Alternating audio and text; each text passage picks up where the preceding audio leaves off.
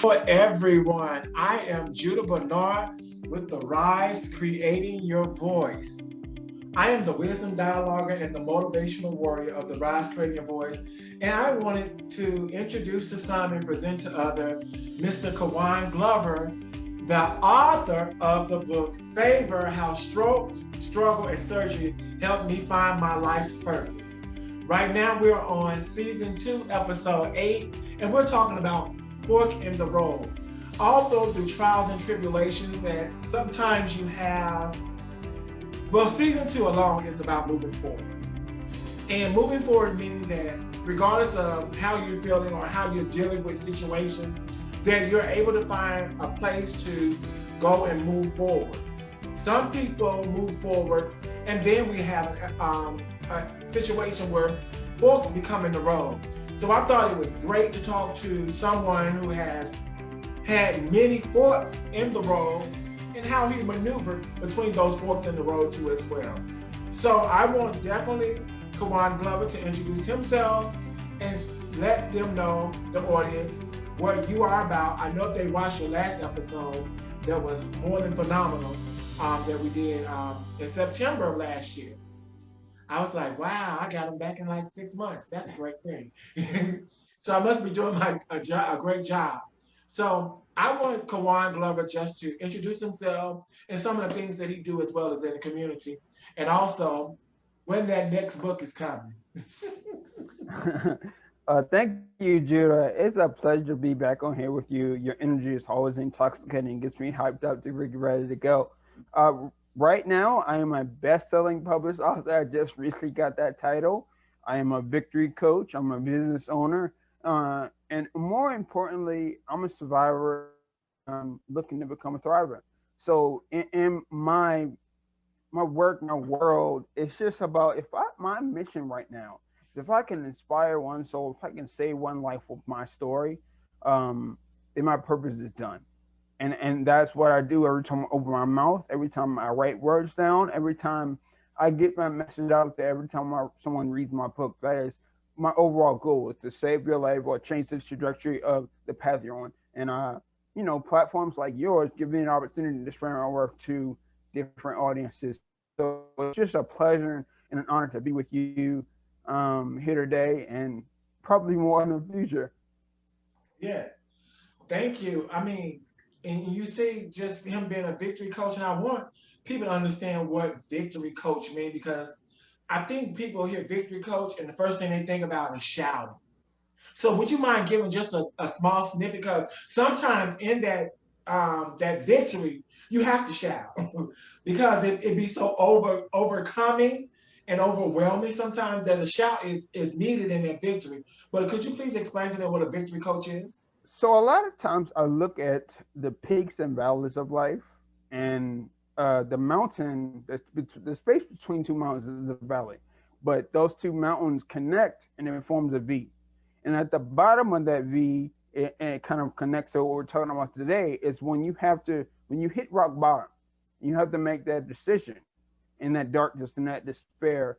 Um, but the darkness, it's funny because the darkness is where the light shines the brightest, and Mm-hmm. you only receive the vision for the victory in the valleys. So victory is an accomplishment when you're overcoming something, but it is not done without screaming, fighting, cussing, yelling in a battle. And that's what I'm all about. I'm all about getting you to understand there's going to be a battle in life. There's going to be a number of battles. Judah, we were talking about your battle, your reason battle before we got on. Right. So I know you know all about battles, but there's Yes. always going to be a battle or something to overcome to get to your victory. So there is a lot of yelling on the way to that victory, but there's also a excited, exuberant yell at the end. But there's always another mountain to climb and always another valley to face. So I'm in here to guide you through those valleys to get you to the peak of that next mountain. And I love the word that you use is guide, because I know a lot of people like to control situations, but our understanding in guiding and supporting someone, that means that you're providing some assistance and they're providing some things for themselves. So talk more about guiding them through it. Well, It would be arrogant of me to say, hey, let me tell you exactly what to do. I Right. don't understand your exact circumstance. I'm not in your shoes. I didn't grow up with you. Even the people that are closer to you won't have the full picture of you because they are not you. So for me to say, hey, I'm going to jump into your life and tell you exactly what to do, those those solutions may not work for you. They work for me because I've lived them Amen. and they relate to me. But guiding is like, hey, try this. Hey, maybe you should do this. Hey, here's some things you might want to try before you make that next decision. But I'm not here to say, hey, do this. Hey, don't do that, because I'm not you. I'm just here to provide advice and guidance. And because I, me personally, I used to be a therapist, so I know people like to hear more advice than sometimes let people guide them. So I want people to know the difference between those two type of people, because some people will take your advice and then when it doesn't work, it's sort of like you're the fault person. Yeah, advice is generally solutions. Advice. It's generally solutions given based on your perspective. Right. So because you live through being in poverty, a lot of your advice about money is based in poverty.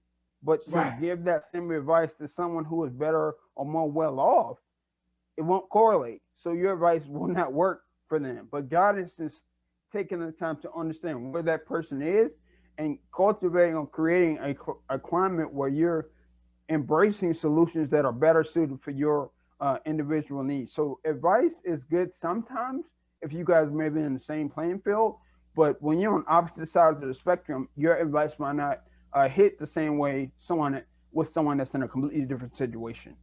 Right. And I'm glad you touched on that because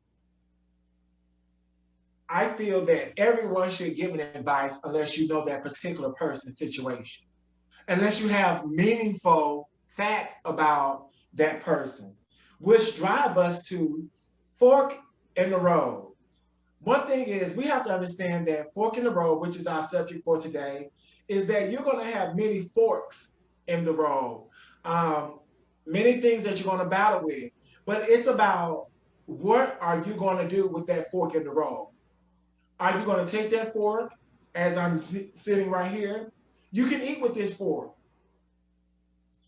It has four prongs on it. So you have opportunity, you have air, you have a reason, and you have doubt. But understand that at any rate, you can be at any point in that fork in the road. So it means that you can have, I think, the whole possibility of road less travel. And some people don't like to travel down the road or see that there's a fork in the road. Then they just stop and look at it. So how have you overcome some of the fork in your roads, Kawan? I think, when you think about the fork in the road, you get there and it's like all these different options. And Yes. you're paralyzed because if I choose this option, I can't experience the other three. Or if I choose that option, the other ones are no longer available to me. Think about someone who's afraid of commitment, afraid of a marriage, Mm-hmm. right? If I marry this person, if I have this partner for the rest of my life, all these other options are no longer available to me. So you get to a point of decision paralysis. And the problem is not the different options, it's the fact that you're not willing to make a decision. That means to cut off all other options. And you think about decision, the I think it's the prefix, die means two. So that's like making one choice over another. And then they factor in opportunity cost, and you get caught up in all the things you could do, but you're also not doing the thing you should be doing. So you're just stuck in place Yeah. in that empty zone of decision.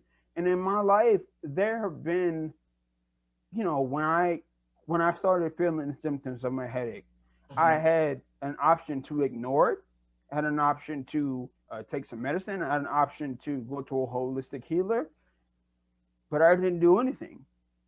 And as a result, it magnified the effects that it left on me. But just like at the bottom of the V in the valley, just like in your life about relationships or commitments or business decisions. The problem isn't the options, it's the fact that you have become unwilling to choose something because for fear of not having access to the other options. So it's just once you make that decision and travel that fork or that prong, you're never gonna even it's never gonna even matter to you. You're never gonna know what those other options could have given you because you've decided on this. And I think it's important for anyone listening, just make the decision and go for it. If it's the wrong one, come back and make another one. But don't stand there and be stuck in that indecision. You'll stunt your growth. And I like how you said decision paralysis. That was a tough one for me to go. I just have to say, because sometimes you're stuck in decision paralysis, and being paralysis meaning that you're just like a deer in headlight moment, like, and you don't know what to do. What are some good tips that you can probably tell somebody that is afraid of commitment, is afraid to do the necessary things and moving forward, the necessary things when they see the fork in the road and they're not able to move toward the right way? You I think it's important for you to recognize who you are. So that's gonna, allow you to do some self-work. And if the decision you're trying to make is you have to choose the one that most aligns with your true purpose, your true goals. Like if it's deciding between a relationship and being single, is are you willing and ready to commit that energy to a committed relationship? Do a self-assessment, understanding that if you choose to do so, but you're not ready for it, you're going to crash and burn. Yes. When it comes to business decisions, in the next 10 years, is this decision going to keep your business up and running? Ask yourself really deep diving questions and not just being impulsive, because I used to be very impulsive. Like, I'm just going to do this to see what happens. And Mm-hmm. then I should have done nothing. And now you have to deal with the consequences. When you make a decision, a sound decision, you don't have to always go to or pay other people to fix your messes. Which situation can you go into and you could do the most for yourself and not have to clean up so many messes you left behind? The indecision is one thing, but once you've decided, is that the best decision for you based on your values? Think on it, pray on it, meditate on it. I think there's a gut feeling and there's a head feeling, and then the combination of those two is I believe or I know.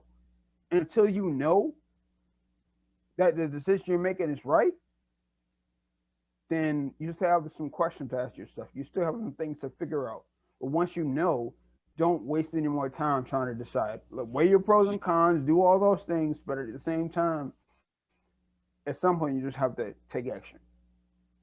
You're scared. And in that, I know that you said do a self assessment. um, what does self assessment looks like to you? And maybe you can give them an analogy of what self assessment looks like to Kawan, because I do understand that even in our times that some people don't know what a self assessment is. You have to be really. It's difficult. It's a challenge because you have to be willing to be objective with yourself. Yes. We all know that there are questions that you should ask yourself that you don't want to ask yourself because you know the answer is not something you want to do, hear, or say. You have to be willing to look in the mirror and ask yourself those hard, quick hitting questions like, should I really be doing this? Is this really bringing me any value? Like, I like Oreo cookies, but if I continue to eat all these Oreo cookies, will that be beneficial to my health in the long run? I don't want to Not at hear all. myself talk about Oreo cookies, but those are important questions. They are questions that the audience knows that right now you're thinking of those questions that you don't want to ask yourself. You're thinking of those actions that you don't want to take.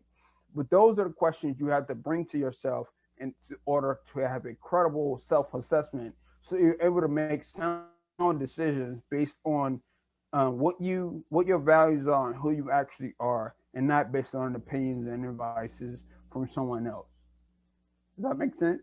Yes, it makes sense to me. Doesn't make sense to the audience. If it makes sense to you, let's see some hearts or some fingers up or something. Because what we're trying to do is make sure you're analyzing each situation or each fork in the road. Meaning that you will have forks in the road.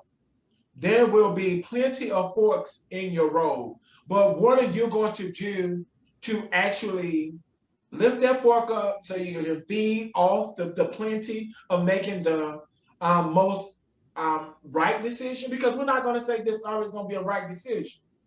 But just know that you can turn around and think about that decision if it was wrong or did it cost you something. Because you got to look at the pros and cons and the cost and the desire that you have, whether you go around that fork or whether you sit there and look at that fork. At some point, you have to have a decision.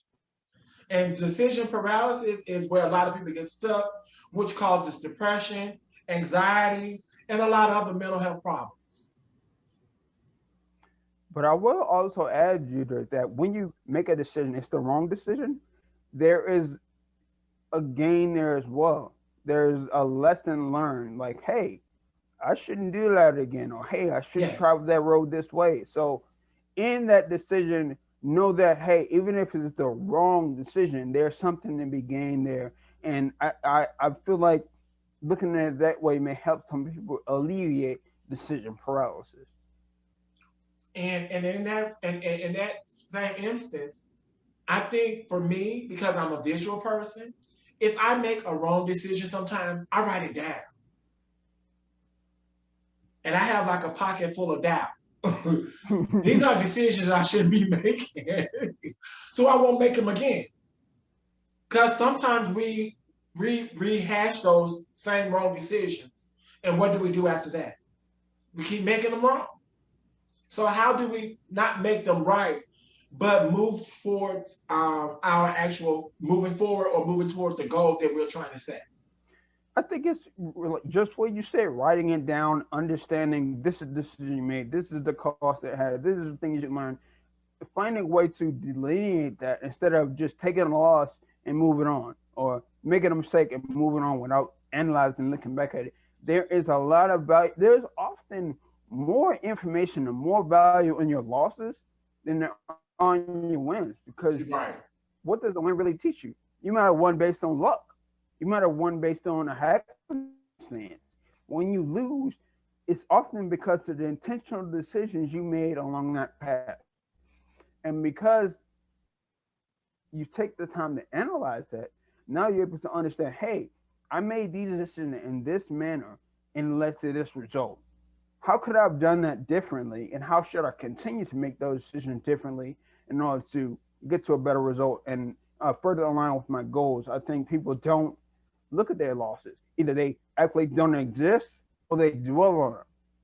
And dwelling on them puts you in another state of like, you're stuck. Your growth is stunted. But if you don't look at them at all, you'll continue to make that cycle, because sometimes mistakes are subconscious. They're part of the habits you have. So analyzing them allows you to get to a place where you understand how to make better decisions. And that's how to make better decisions. I want to make sure that we put this out there. This is your own decision and not aligned decisions from family, friends, and other things. We are talking about your own personal decisions that you make, because sometimes we can take advice or we can take comments or another word I want to use, gossip from our family members or whoever, and then we get it gets stuck in our head. Oh, that's the decision they want me to do.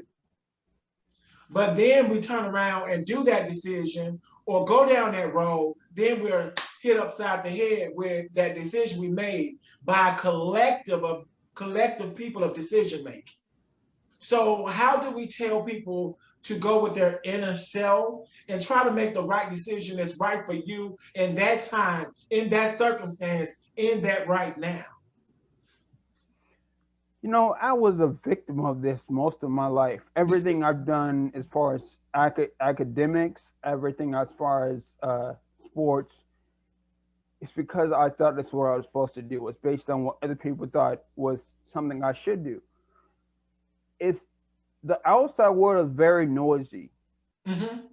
but you find that inner voice in prayer, in meditation, Right. isolation, for a limited amount of time, because when the noise is shut off, all you can hear is the voice in your head. And Yes. that's the truest voice. And it's often the voice that's, hey, maybe you should try this. The voice is real quiet. So you have to listen really hard because as human beings, it's often you want to be liked, you want to be respected. So you'll make the choices based on someone else's paradigm. Well, you don't even know what your values are, what your paradigm is, and what your opinion about a certain situation is. So you have to deep dive and give yourself self assessment and figure out what that is. Then you'll start hearing your own voice. And even if that decision leads to a mistake or it was wrong, it was your decision, and you are in control of that. Control your controllables. Other people's opinions and advice are not in the realm of control. That's based on their experience and their paradigm and their view of the world. You've got to make decisions that's best for you based on what you feel, what you believe, what you know, what you've learned, what you've experienced. And you can feel better about a decision because when you do it that way, if you lose a game based on someone else's strategy, oh man, I should have went with my gut. But if you lose the game going all in based on what you decided, well, that didn't work this time. Let's try something else. And that's the thing is when people have the mindset of always depending on someone, that's what I call codependency, is you're basing your decision off other people's decisions. So how can we be less codependent and more independent of our own decisions? Yeah, I was codependent in my last relationship, so this hits home for me. I think codependency, you really lose yourself in another person's opinion, another relationship, another person. It's all about getting back to yourself. You Mhm. know, when you become codependent, you almost cease to exist.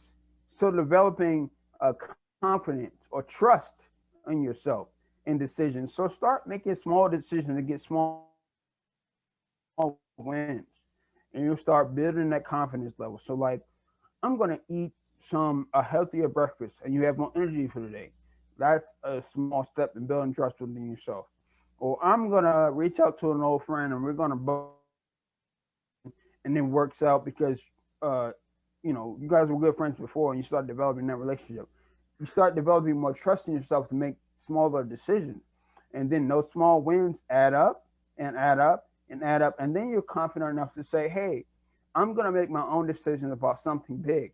And then those things pay off, and you start developing that trust, and then you start trusting the decisions you make independent of anybody else in your life, because you know you're going to make the best decision based on how you feel, based on how Right. you are, and based on what you want in your life. Developing that self trust, I think a lot of people don't even realize that's a thing. Confidence is it's derived from the Greek word fidelis, and I Mhm. think con means with. So Yes. with fidelity, with trust, self confidence is self trust. So developing that self confidence, that self trust, is very key to start making independent decisions. And so I know we're talking about independent decisions and things like that, but when you come into a unit type of situation, like couples, married people, how do they make considerate decisions together too, as well? I think it starts with communication. Like, Yes. I think a lot of people, like, and I've done this before. I'm notorious for this. I create a scenario in my head that I think makes sense, and then act upon that. And then the person or the partner or the person I'm with is like, you didn't even talk to me about it. And I'm like, what? I just thought, maybe. And then like, you didn't say anything to me about it. So first of all, the conversation that you're having in your head that seems to make sense to you need to communicate that verbally, write it down some type of way, and communicate it in a way that that person is receptive. Like, not everybody needs something written down. Not everybody hears it verbally and is like, oh, I got it. Like, it needs to be a conversation. It needs to understand ins and out, understanding your partner. And then understanding interdependency. Like you can make independent decisions in a relationship that you're dependent on the person for something else, like emotional support. But your partner is not your therapist. They're not your business coach. They're not, they're not your best friend in that friendship capacity. They are your partner. So treat them as such. You can be dependent on that, but it's still allowing yourself to make independent decisions within the parameters of a relationship. So communication, oh my God, it's so important because a lot of people don't communicate. They just assume, and then something happens and they don't understand why the person is upset. You didn't say anything. You just acted as if this didn't affect the other people involved. Right. Consult, conversate, and communicate. It's really that simple. And I think communication is important, but then again, going there with an open mind, and I know how you stated that sometimes we already related this whole idea in our head, and that's what we go with. And no matter what anybody says, because we done walked around about 2 or 3 days with that thought in our head and ready to jump on anybody who's gonna change that thought. So our biggest problem is that whole cloud of thoughtness that we thought was gonna be good, somebody come and destroy that, you're in defense mode. And then now it's a big confusion because your partner probably had their idea, you had your idea, and both of them don't mesh.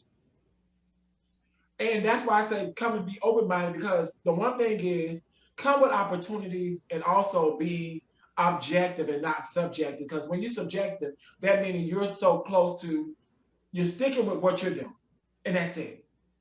And being objective gives you a whole view of the whole picture. Because, and sometimes, like I say, I tell people I'm a liberalist. I'm very liberal. Most of the time when I come into a team meeting or people trying to put something together, I sit back and listen to both sides. Because guess what? Somebody wants a whole page of information on one thing. Some people want half a page and want the other information at the bottom. When all it could be is, hey, why don't we split it up in quarters, and your information is here, that information is there, that information is there. And guess what they say? Oh my gosh, Judah, that sounds great. I just took both of y'all ideas and combined them. That's it. And I don't know why people can't do that. So have you had any experience in doing that too as well? Yeah, I mean, when you look at the political landscape now, there is no willingness to compromise. People have dug in so deep into what they believe, they are always in defense mode. There's no communication across the spectrum. There's no compromise willing to be had. People don't listen. They talk to be heard, but they don't. When people talk to them, they don't hear anything. They just hear what my next point's going to be, what am I going to say next. So listening is part of communication. Listening and talking is communication, but listening is a lot more important. You have two ears and one mouth for a reason. Yeah. To hear, to listen to what people are saying. And I think, Judy, you're an excellent example of that. Like, when I talk a lot, I talk a whole damn lot. And the fact that you remain composed as I'm rambling on, it just shows that you're listening to what I'm saying and not thinking of, oh, that's my next talk point. Let me jump on that. Because when I stop talking, you pause and then you start talking. Yeah. So that means your process. A lot of people don't have that capacity. They do not have that. Even I struggle with it because as soon as you start talking, my mouth's already moving. But I think it's important to compromise and communicate. I think that's really key in solving a lot of issues we have today. Yes. And that's even in society.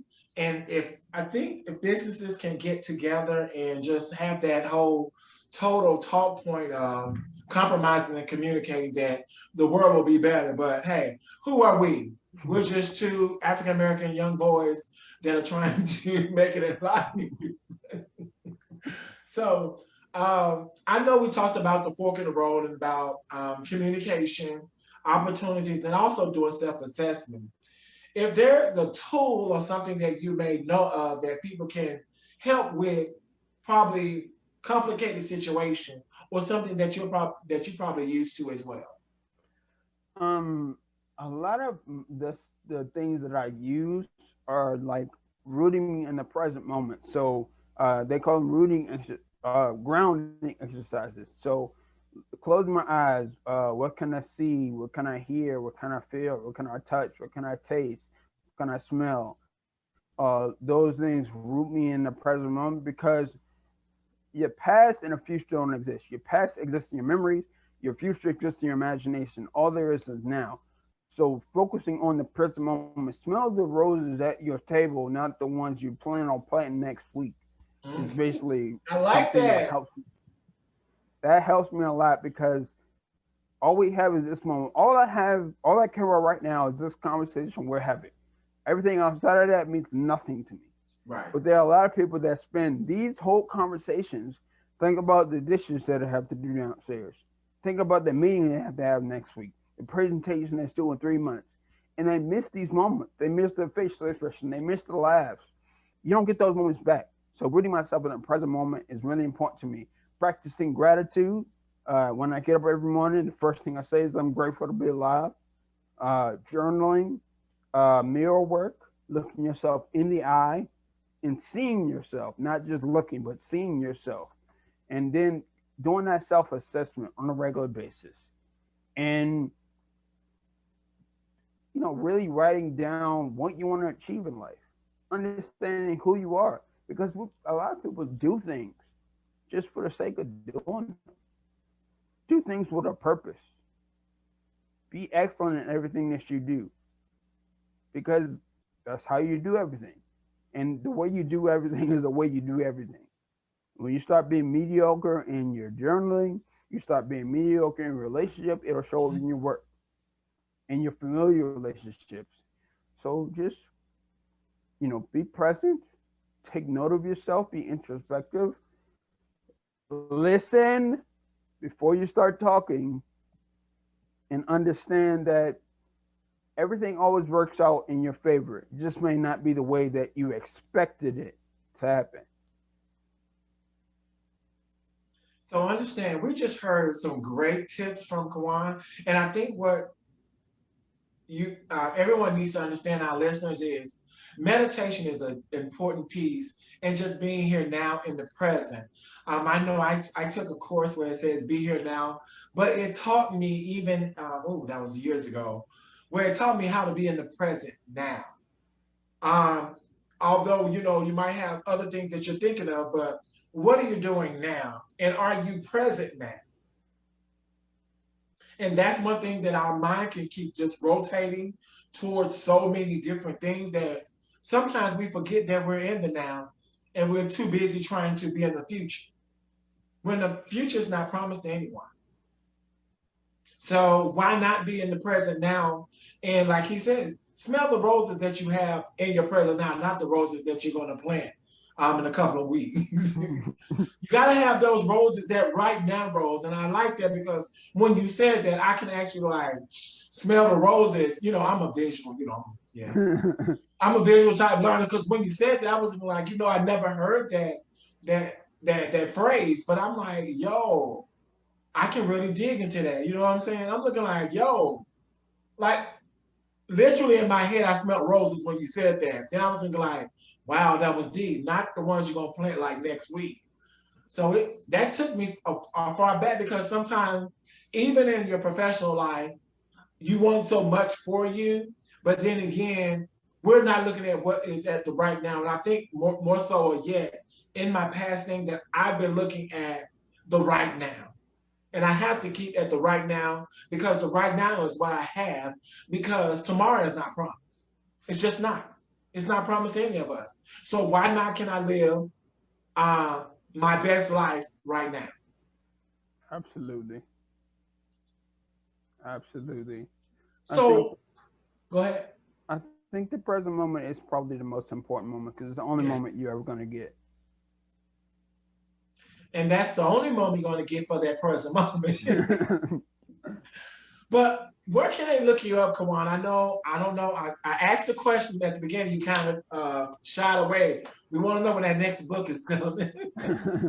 Yeah, so I'm actually working really hard on the next book. I've been, getting in sessions of writing. Probably not this year, but I would say sometime next year or year after. I'm really putting more of an emphasis not on my story, but the lessons learned Yeah. in this book, in this next book. And when I have a working title, I'll be sure to announce that. But it's in progress. It's in progress, and I'm making great strides on that. But you can find me anywhere. I'm on Clubhouse. I just posted my first TikTok. I'm on Facebook. I'm on Instagram. I'm on Twitter, and all those places you can find me. It's my name, Kawan Glover. You can email me at info@kawanglover.com. You can visit my website at kawanglover.com. I'm all over the place. If you Google my name, I'm sure I'll pop up some kind of way. And if you want to get, if you're not seeing this live, check out Judas podcast. Check out all his messages and all the episodes because there's more value than just me on this platform. But Yes. I'm everywhere, so I'm sure you can find me. Yeah. And I want to thank Kawan for coming back on. And I know we have a lot of other projects together because sometimes it's difficult for me, and I just say this personally as Judah Bernard, that to find genuine people. Genuineness is a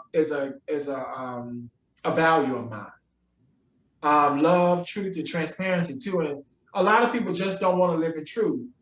The reason why, I don't know, but I want people to start loving each other, start living in truth and transparency so we can be a better world, a better nation, and become more equipped for what's new to come.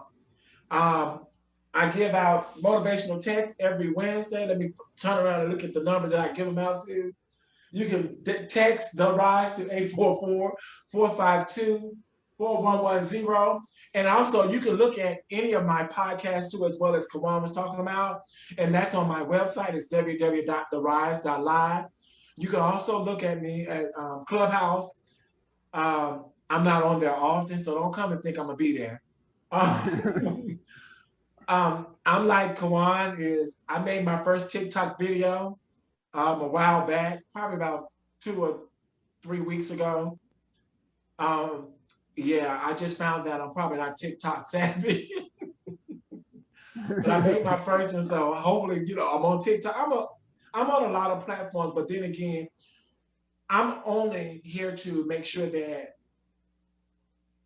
I provide a free platform for people that want to tell their stories, people that want to have their testimony, and also be able to be showcased in a positive way. And that means more to me than coming on here, with all of that other stuff that's out there in the other world. So my thing is boosting positivity and also being able to make sure that we love each other, continue to have truth and transparency, and also realness with everything that I do. I am Judah Bernard. We want to thank our special guest, Kawan Glover. We're going to have Domo Jones on here in about a second or two. So we'll be talking about refocus, reset, and repurpose. And I want everyone to just tune in to Kawan Glover. You already know, get his book on Amazon. And what's that other place you're on now too as well? Just Kindle? on my website. Oh yeah, Kindle Unlimited. Yeah. He got a lot of stuff going on, but it's good stuff. The late Congressman John Lewis said, good trouble. This is some good trouble right here. So always remember, John Lewis. Did I say it right? Yeah. Okay. You look like, who was that? No. But I just want people to understand that the more you self-assess yourself, and that was one of the things that I had to do in becoming Judah Bernard and doing what I need to do to make myself more aware of where I want to be in God's driven purpose and also doing God's will. So if you don't know anything else, is have the ability to do a self-assessment and also look at Where do you fit in this world? And are you still at the fork at the road? If you're still at the fork of the road, please do not become have decisiveness paralysis, where you're just stuck. Start self-assessing and moving forward to where you need to be, setting those targets, setting those goals, and also being an active, productive citizen in the nation and in the world. We thank you for listening, and we thank Kawan Glover. As I always say, tell a friend, tell a foe, tell your spouse, heck, tell everyone. We'll see you on the next podcast. Good night.